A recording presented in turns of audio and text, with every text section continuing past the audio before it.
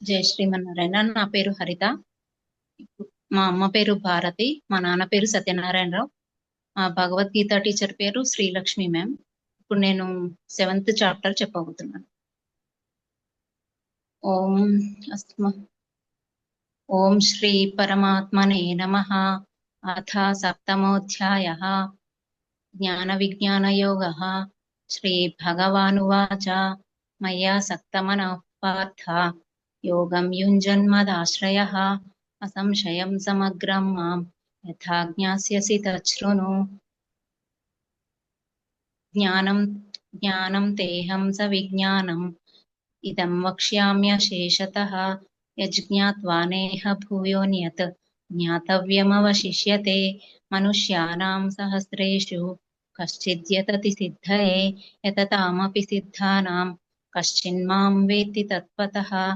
భూమిరాపో నలో వాయుః ఖం మనో బుద్ధిరేవ చ అహంకార ఇतीयं మే భిన్నా ప్రకృతిరష్టథా. అపరేయమితస్త్వన్యాం ప్రకృతిం విద్ధి మే పరాం.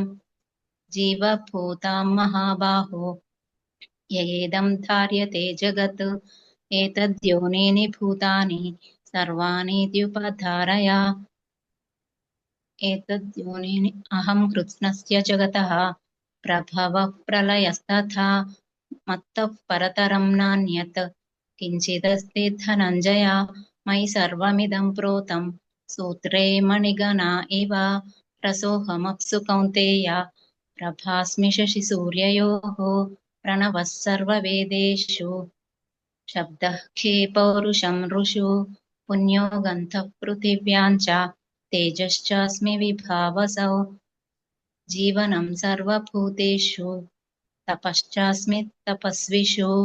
బీజం మాం సర్వభూతానాం విద్ధి పార్థ సనాతనం. బుద్ధిర్బుద్ధిమతామస్మి తేజస్తేజస్వినామహం. బలం బలవతాం చాహం కామరాగవివర్జితం.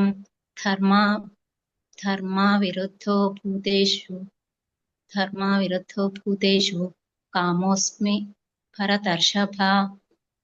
ఏ చైవ సాత్వికా భావాః రాజసాస్తామసాశ్చ ఏ మత్త ఏవేతి తాన్ విద్ధి నత్వహం తేషు తే మయి.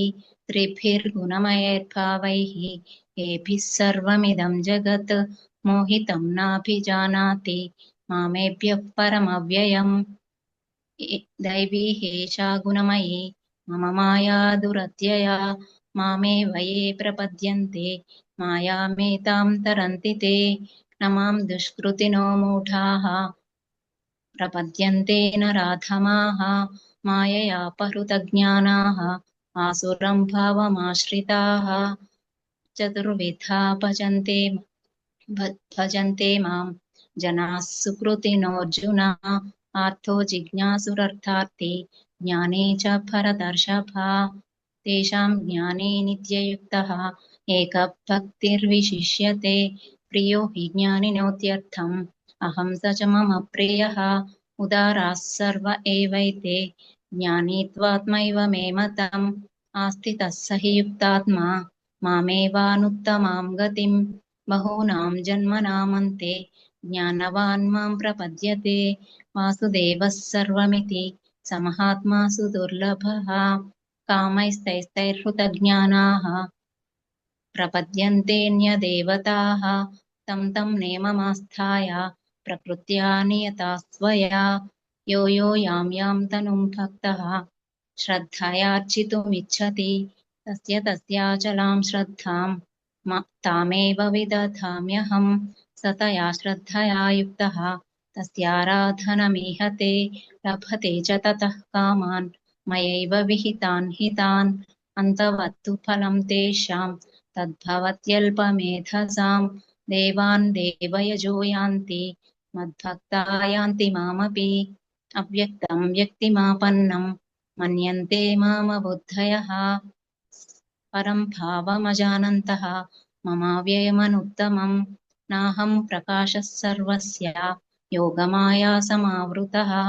మూఢోऽయం నాభిజానాతి లోకో మామజమవ్యయం.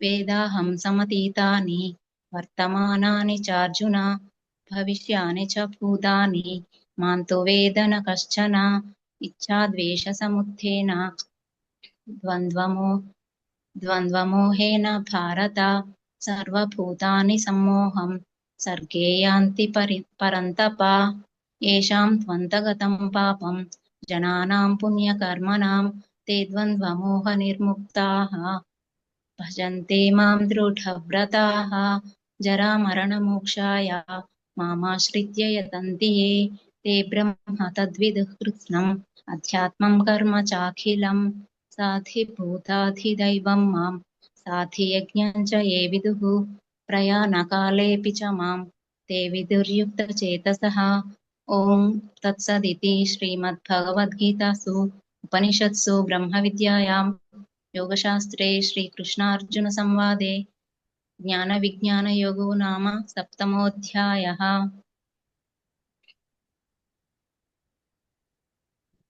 బాగా చెప్పారండి. ఏం మిస్టేక్స్ అవి ఏం లేవు. బాగా చెప్పారు, చాలా బాగా చెప్పారు. మిస్టేక్స్ అయితే ఏం లేవు.